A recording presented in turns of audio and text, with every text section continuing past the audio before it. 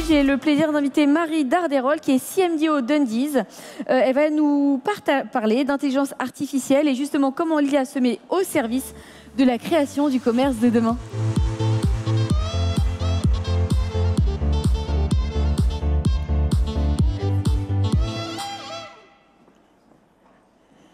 Ça fait bizarre, c'est nos visuels qui sortent la semaine prochaine pour la première fois sur un grand écran. Vous avez une avant-première. Bonjour, je suis donc Marie Darderol et je vais commencer par des questions, en fait, pour changer un peu. Ma première question, c'est qui d'entre vous, hier soir, a regardé un film sur Netflix, sur OCS, sur Canal+, sur Amazon? J'arrête la liste. Il y en a quand même un peu. Qui d'entre vous aussi a regardé Google Maps ou a pris un GPS pour venir jusqu'ici? Il y en a plus. Et ma dernière question, qui dans la dernière demi-heure ou la dernière heure a regardé TikTok, Snapchat, Meta, Instagram, whatever? Voilà, tous coupables.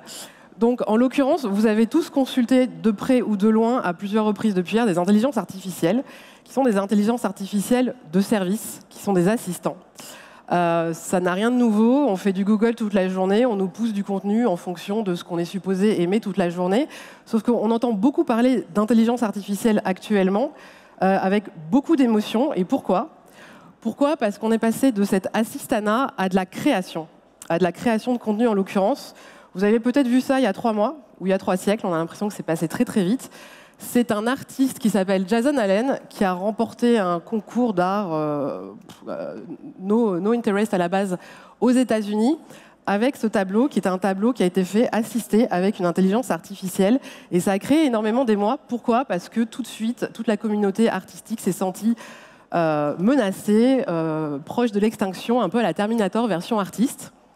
Sachant que ça, c'était il y a 3 mois. Et aujourd'hui, à titre personnel, mon LinkedIn est flooded avec ce genre de création. Donc c'est un monsieur que je ne connais pas, qui s'appelle Benjamin Bénichou, qui est très talentueux et qui construit des boutiques. Donc il fait du design et de l'architecture. En l'occurrence, il fait beaucoup de Nike sur la Grande Muraille de Chine, sur la Lune, 20 milieux sous les mers, et ici, en haut du Mont Blanc.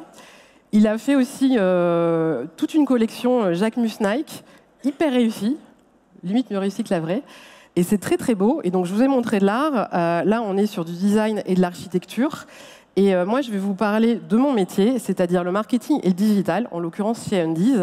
Et comment les IA qui génèrent du contenu, en l'occurrence, qu'on appelle conversationnel, mais donc du texte, nous aident à travailler et comment on est en train de l'intégrer assez rapidement. Et là, il y a des membres de mon équipe qui commencent à introduire à des stagiaires, à les former directement.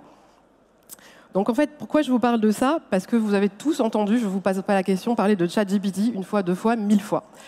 Je ne suis pas commercial ChatGPT et je ne suis pas accompagnée par eux. Donc en fait, je voulais vous dire, c'est le haut de l'iceberg. Nous, on l'utilise au même titre que ce que je vous ai montré avant, utilise sûrement des IA de design, d'architecture et d'art, parce que c'est notre métier. Mais vous avez approximativement une intelligence artificielle par métier. Vous en avez qui vont vous donner des conseils de juristes, vous en avez qui vont vous faire des sites internet, qui vont vous faire un avatar, qui vont vous faire un récapitulatif de la réunion que vous allez avoir, et il y en a qui vont vous mettre le récapitulatif dans la bouche de l'avatar, et ça va vous faire une vidéo. Donc il y a approximativement une nouveauté chaque jour. Google vient de sortir son ChatGPT parce qu'ils se sont sentis un petit peu menacés. Il y en a approximativement tout le temps. Et les gens se sentent extrêmement menacés. Je vois, c'est la fin du marketing, nous allons tous être au chômage. Voilà comment nous, on l'a pris chez Undies. Undies, si vous ne connaissez pas, c'est une marque de lingerie fun, colorée, à destination des Gen Z. On est adossé, on fait partie en fait, du groupe Etam, qui est un groupe numéro 1 de lingerie en France et à l'international. Ce que les gens ne savent pas toujours, c'est qu'en fait, nous, on est moins internationaux qu'Etam. On a un trempisme français extrêmement fort.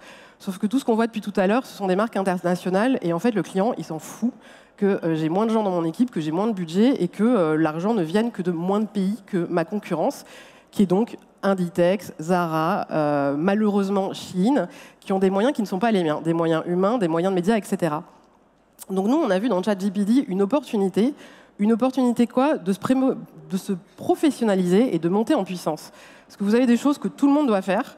On doit tous écrire des pages de produits. Là, cette semaine, Émilie Queneau, qui est conceptrice, rédactrice dans notre équipe, doit en sortir 200. Nous, on l'a internalisé pour ne pas avoir trop de frais à l'extérieur.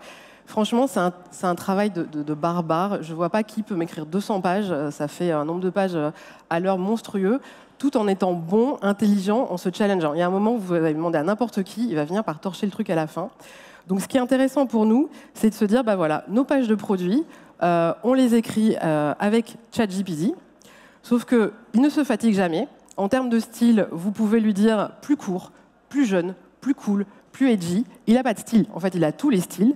Et derrière, on n'est jamais satisfait parce qu'il ne va jamais être aussi bon que nous. En l'occurrence, c'est notre métier. Je ne suis ni graphiste ni architecte, mais je suis storyteller. Et en l'occurrence, on va repasser derrière. Et là, pour vous dire, c'est pas on fait n'importe quoi et ChatGPT écrit pour tout pour nous. Parce que la stagiaire d'Émilie va repasser derrière une fois qu'elle a prompté. Prompté, c'est la discussion qu'elle va avoir en lui disant tu m'écris une fiche de produit qui va vendre un soutien-gorge, triangle en dentelle, nanana, qui fait ci, qui fait ça. Elle va repasser derrière et après c'est relu plusieurs fois, par Émilie elle-même, par les filles de l'e-commerce, parfois par moi.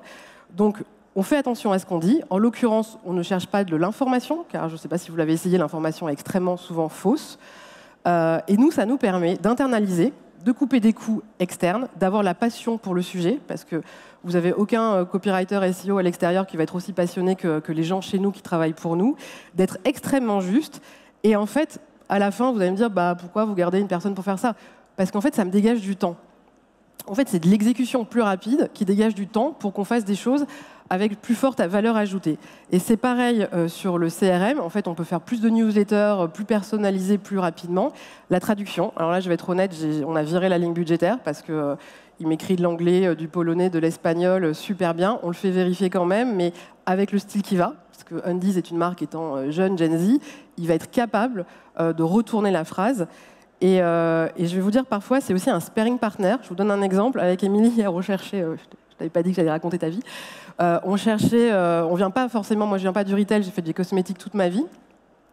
On cherchait une façon de claimer une promotion un peu sympa, qui soit pas juste moins 20% ce week-end. Et à un moment, on s'est arrêté de parler. En fait, on a eu le réflexe, on allait le voir, on lui a dit écris une promotion un peu sympa pendant la Saint-Valentin, etc. Parce que vous êtes dans un schéma mental, vous êtes enfermé, vous êtes doué, mais malheureusement, vous n'avez que votre style à vous. Et bim, il a sorti un truc. Parfois, on le prend directement. Parfois, on retravaille derrière parce que malgré tout, on est meilleur. Et donc, ça nous permet, sans avoir les moyens, moi, je viens de L'Oréal et LVMH, autant vous dire que money is not a problem, sans avoir ce genre de moyens, de pouvoir se confronter au gros, de libérer du temps et d'être plus intelligent, en fait, parce que du coup, ça vous laisse du temps pour la valeur ajoutée et les trucs que lui n'ira jamais faire. Et pour répondre à ce côté, est-ce que ça va nous remplacer? En fait, moi, je pense que nous, on est meilleur que ChatGPT. Et je voulais finir avec ça. Pardon, ça, c'était une petite démonstration. Ça, c'est Monsieur Bénichou qui fait une basket. Ça, c'est moi qui fais une basket. Voilà, chacun son métier. Il y a quand même du talent derrière. Donc, quand Chat il écrit un texte, si c'est moi derrière qui repasse, bah, il sera mieux parce que je suis plus talentueuse que lui. Et on a besoin de cet être humain pour faire ça. Quand il s'agit de design ou d'architecture ou d'art ou de loi ou tout ce que vous voulez, il faudra toujours quand même avoir ce talent. Donc vraiment, mon message, c'est essayez-le. Donc je ne vous ai pas montré la démonstration, mais c'est comme Google. Vous lui posez une question, vous lui donnez un ordre, vous lui demandez quelque chose. Il apprécie qu'on lui dise merci, il fait des blagues. Et il va faire quelque chose qui ne vous conviendra pas normalement. Si ça vous convient, c'est que c'est un peu ce que tout le monde aurait pu écrire. Et derrière, on le fait rentrer en lui disant je veux un style plus classique, plus élégant. Non, je veux que tu vous vois, je veux que tu tutoies. Après, ça dépend de vos problématiques de marque. Il n'est pas en open source, donc si vous lui dites je veux que tu l'écrives à la Undies, il va vous dire je ne sais pas ce qu'est Undies car je n'ai pas accès à Internet. Et je vous invite aussi à évidemment regarder comme on regarde sur des méta, etc., toutes les limitations du sujet. Sur les droits en l'occurrence, pas à l'image, mais les droits sur les sources, etc. Mais c'est de toute façon là pour durer. Ils sont tous en train d'en sortir. Je pense qu'on va prendre ces habitudes. Nous, on est super contents de pouvoir dire aux stagiaires qui arrivent, on va te former à cette solution-là et tu vas travailler avec, mais tu ne vas pas faire que ça, évidemment. Et d'essayer de le maîtriser pour, encore une fois, se donner les moyens d'être aussi fort que les autres, en tout cas à l'extérieur. Quand on n'a pas forcément les moyens. Et je vous invite à aller regarder notre page LinkedIn, parce que si vous remontez un peu, il y a 3-4 posts. En fait, on a annoncé qu'on travaille avec ChatGPT, et le post est écrit par ChatGPT. On l'assume, c'est écrit à la fin. Mais c'est assez intéressant. Et vendredi soir, si vous faites partie de la Undis Family, de notre programme de fidélité, la newsletter, la promo, elle est écrite par Chaton. On l'appelle comme ça. Voilà. Je vous remercie pour votre attention. Merci.